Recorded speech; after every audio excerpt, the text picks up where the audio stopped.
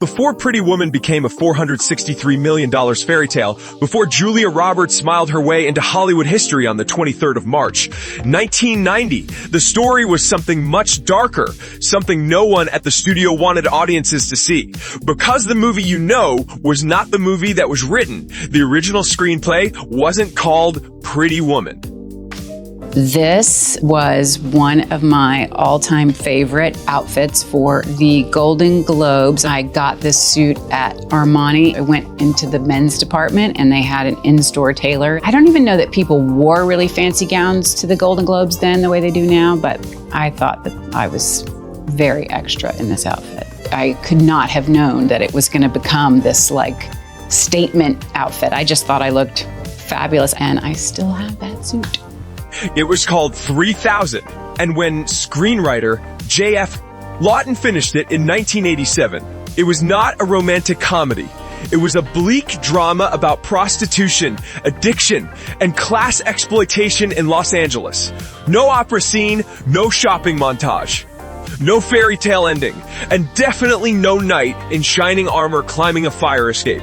In Lawton's early drafts, Vivian was not the bubbly, wide-eyed dreamer played by Julia Roberts. Julia, big soccer fan. Yes. Is it Man United you support? Yes. Fight, fight, fight, fight! You won't detour me. But you go to see them, I've been to Old Trafford. Yeah.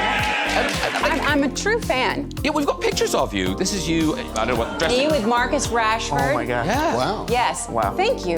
She was struggling with drug use. She was trapped in a cycle she couldn't escape.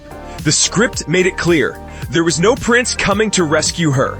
Edward Lewis, the corporate raider, later portrayed by Richard Gere, wasn't charming or emotionally confused. He was calculated, detached, cold. The $3,000 wasn't romantic. It was transactional, brutal, clinical, and the ending. After the week together, Edward simply leaves. Thank you. Yeah, That makes me that's feel epic. so That's good. epic. He just, Yeah. And here's you getting a lovely gift. Yes. Julia won. Yeah. And how did this happen? How did Julia Roberts become a soccer fan? I have 3 children, and when they were really little and started playing soccer and started watching it on TV, and I didn't ever realize how exciting it was to watch it on television, and we just got so into it, and somehow just Manchester United became our team, the Motor family team, our team. No promises, no transformation. Vivian is dropped back onto the streets, alone. That was the message. Money wins, power wins. The system doesn't change. When the script began circulating in Hollywood in the late 1980s, it drew attention for its raw honesty. But it also made executives nervous. Studios feared audiences wouldn't pay to see something that harsh. Eventually, the project landed at Touchstone Pictures, a division of the Walt Disney Company. Yes, Disney. At the time, Disney was trying to expand into more adult-themed films. You're in Pretty Woman, aren't you, with Richard Gere? Yeah. Tell me about that.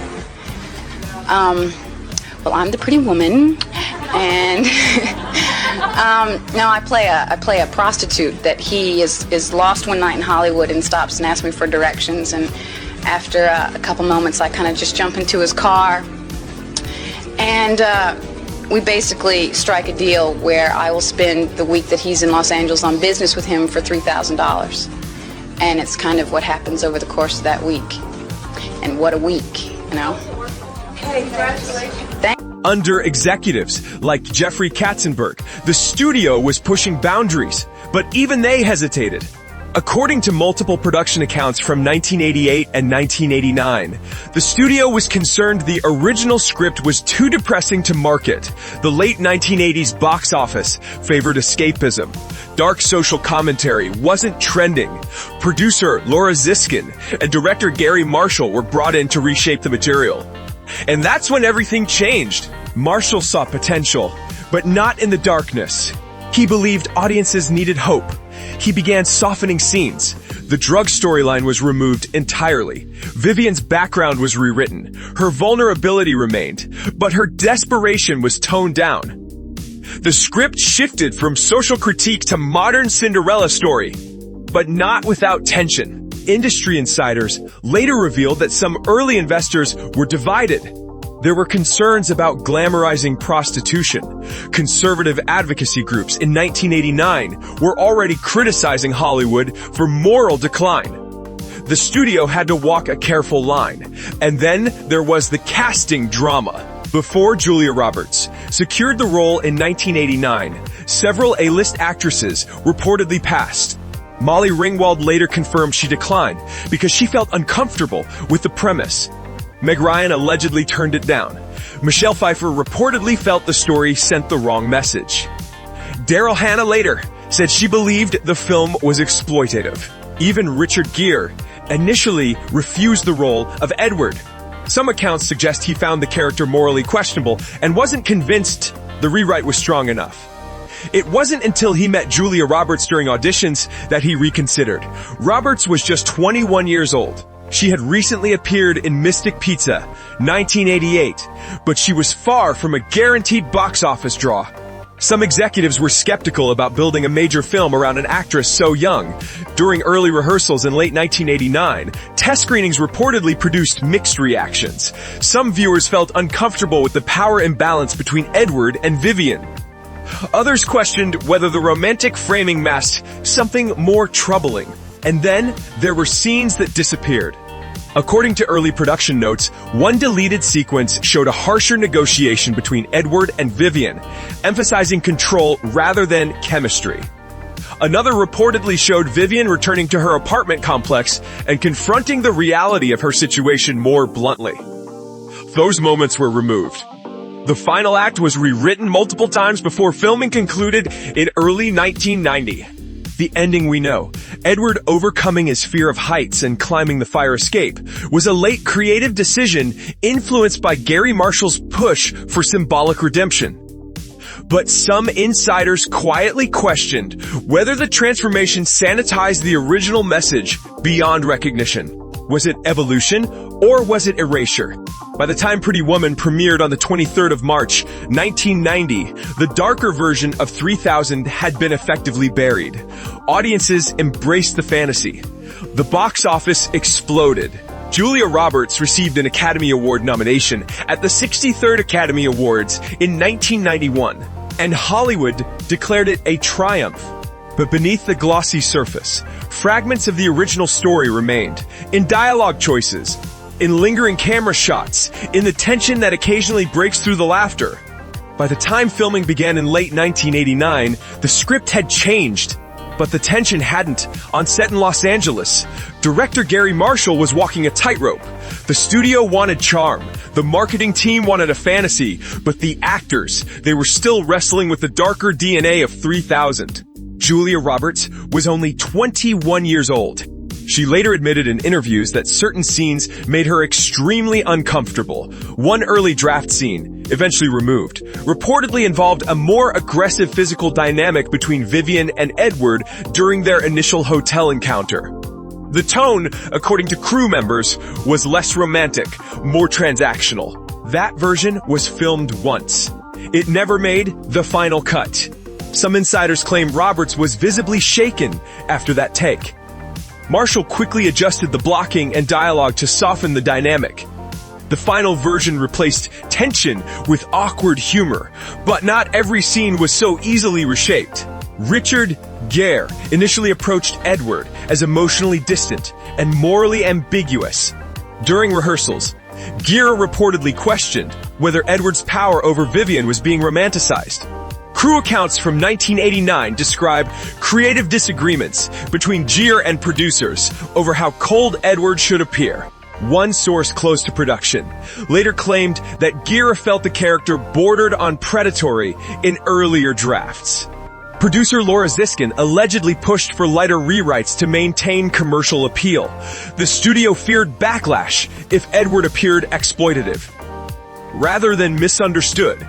And backlash was already brewing. In early 1990, before the film's release, advocacy groups criticized Hollywood for glamorizing prostitution. Executives at the Walt Disney Company were reportedly concerned about reputational damage. Remember, this was Disney's adult label division, but the parent brand still mattered. Under executive leadership, including Jeffrey Katzenberg, the studio had to carefully manage public perception. Test screenings in February 1990 revealed something interesting. Audiences loved Julia Roberts. They were less sure about Edward. Some feedback cards described him as controlling. Others wrote that the relationship dynamic felt unbalanced. One early screening reportedly ended with lukewarm applause. That's when the ending was adjusted.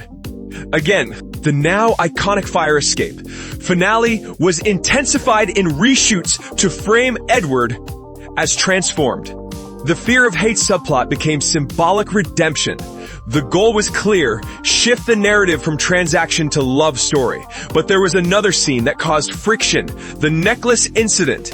In the famous jewelry box moment, Edward snaps the box shut on Vivian's fingers as a joke, the laugh we see from Roberts. That was real. It wasn't scripted. Marshall kept it in. What many don't know is that earlier takes of that scene played differently.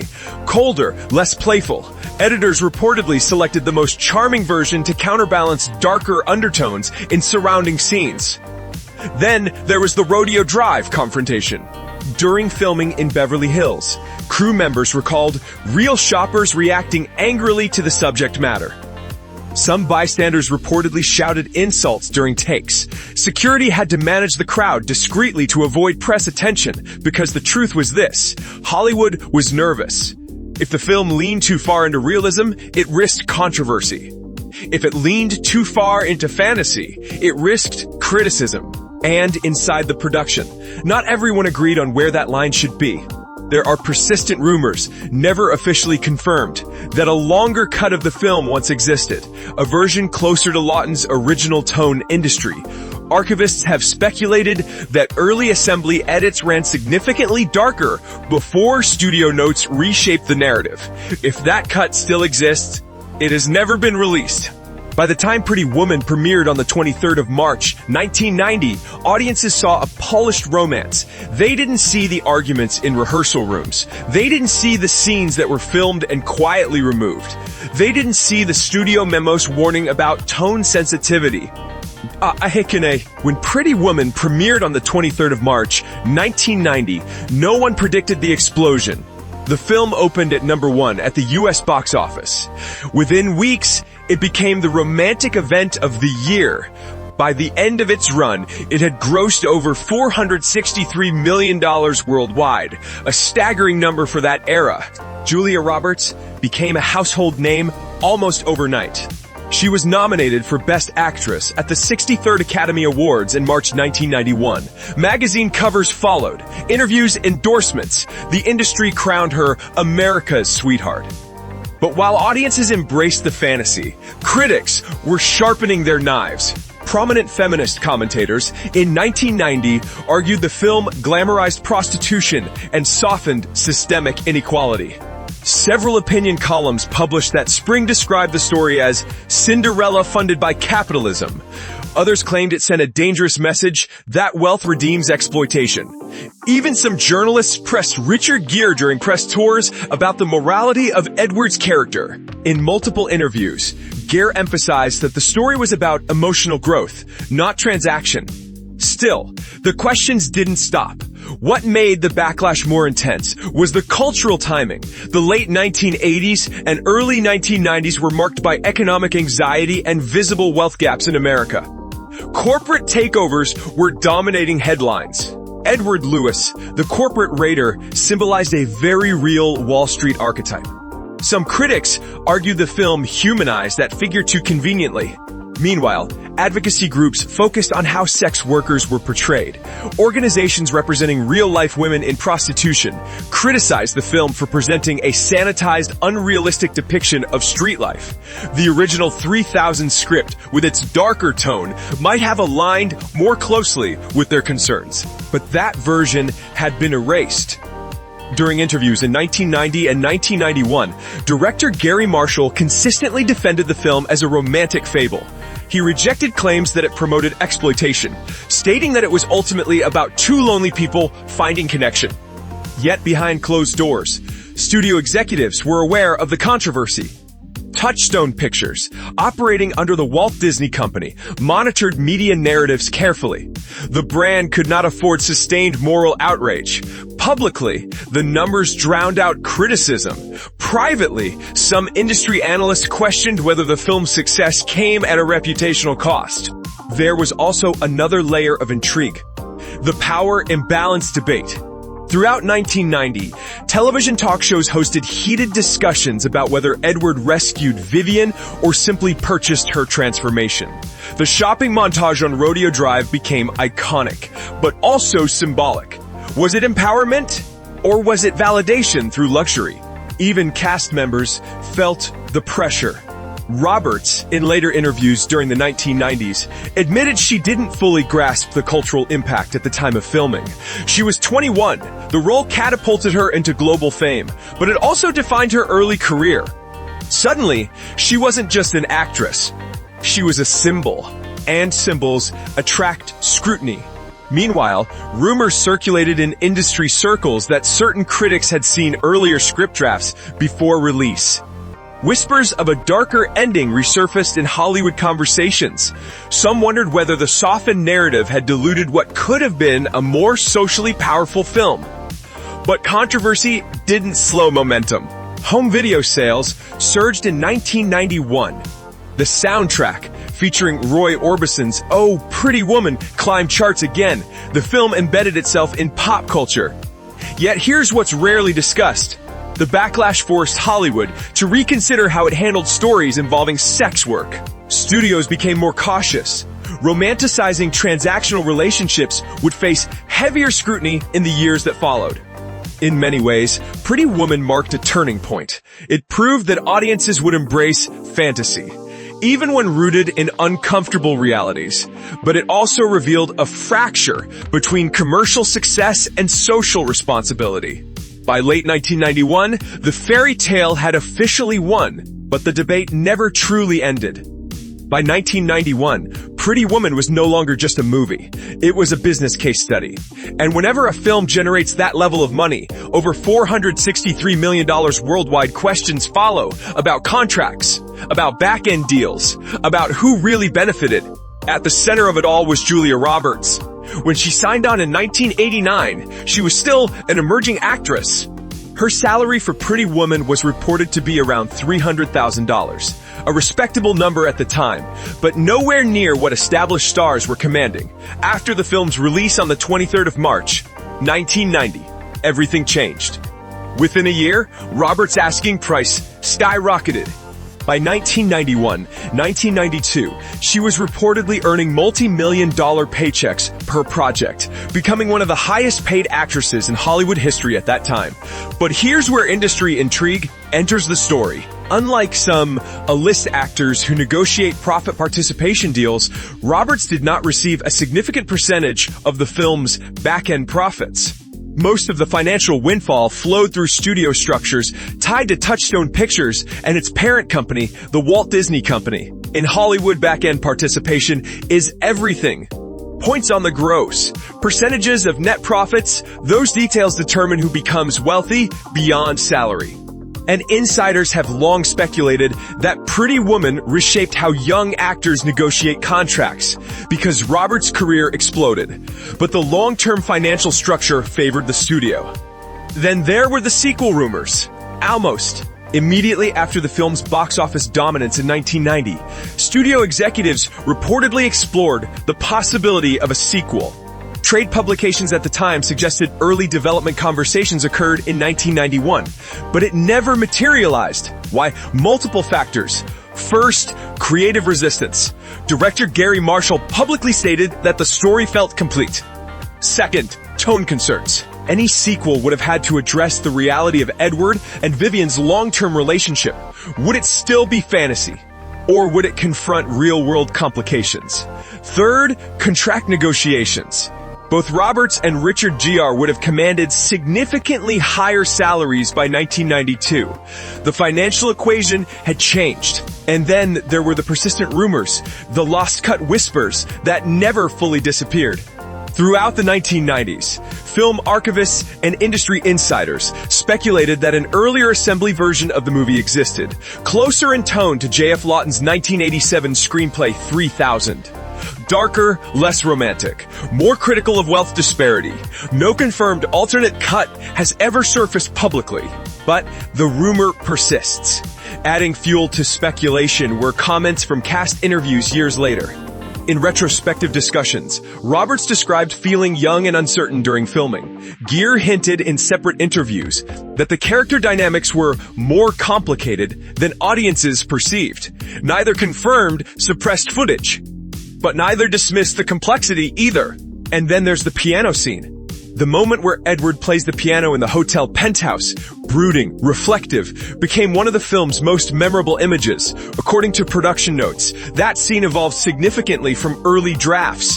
Initially written as shorter and colder, it was expanded to humanize Edward. That expansion shifted audience sympathy. Was it artistic instinct or strategic rewriting? Hollywood insiders understand one truth: perception determines profit. In 1990, America wanted hope. The Cold War was ending. Economic uncertainty loomed. Audiences craved escapism. The studio delivered exactly that. But behind every fairy tale is a negotiation, creative control, financial leverage, public narrative. By the mid-1990s, Pretty Woman had cemented itself as a cultural landmark. Yet the questions about what was removed, softened, or strategically reshaped never fully vanished. Because sometimes the most powerful scenes in a film are the ones you never get to see. More than 3 decades after its release, on the 23rd of March 1990, Pretty Woman remains one of the most recognizable romantic films ever made. But its legacy, still controversial. On paper, the numbers are undeniable. Over $463 million worldwide. An Academy Award nomination for Julia Roberts at the 63rd Academy Awards. A soundtrack that redefined pop nostalgia. A cultural imprint that turned a red dress and thigh-high boots into cinematic shorthand. Yet beneath the fairy tale ending, the fire escape, the flowers, the kiss, the debate never disappeared. Did Hollywood transform a sharp social critique into a glossy fantasy to protect profits? Or did it rescue a bleak story and give audiences hope? The original 1987 screenplay by J.F. Lawton, titled 3000, would likely have been remembered very differently. No rescue, no transformation, no redemption arc for Edward Lewis. Just the harsh reality of money and power. Instead, under director Gary Marshall and producers including Laura Ziskin, the story evolved into a romantic fable. Some argue that change made it timeless. Others argue it erased something important. Over the years, critics revisited the film through new cultural lenses. In the 2000s and 2010s, discussions around gender dynamics, economic imbalance, and power structures intensified. Modern reviewers questioned whether Edward's wealth imbalance romanticized dependency. Even Richard Gere acknowledged in later interviews that the film reflects a specific era, late -1980s capitalism at its most visible and unapologetic. And here's the truth. Hollywood rarely says out loud if Pretty Woman were pitched in its original 3000 form today. It might be greenlit as a prestige drama. If the 1990 fairy tale version were pitched today, it might face heavy social media backlash before filming even began. Timing mattered. In 1990, audiences embraced escapism. The Cold War was ending. Economic optimism flickered. Glamour felt aspirational. The studio, through Touchstone Pictures under the Walt Disney Company, delivered exactly what the cultural moment could absorb. But here's the final layer of intrigue. Despite decades of rumors, no darker cut has ever surfaced. No hidden vault release. No anniversary edition revealing deleted scenes that radically alter the tone. If that version existed in early assembly edits, it remains locked away or possibly destroyed in the normal post-production process, which leaves us with a paradox.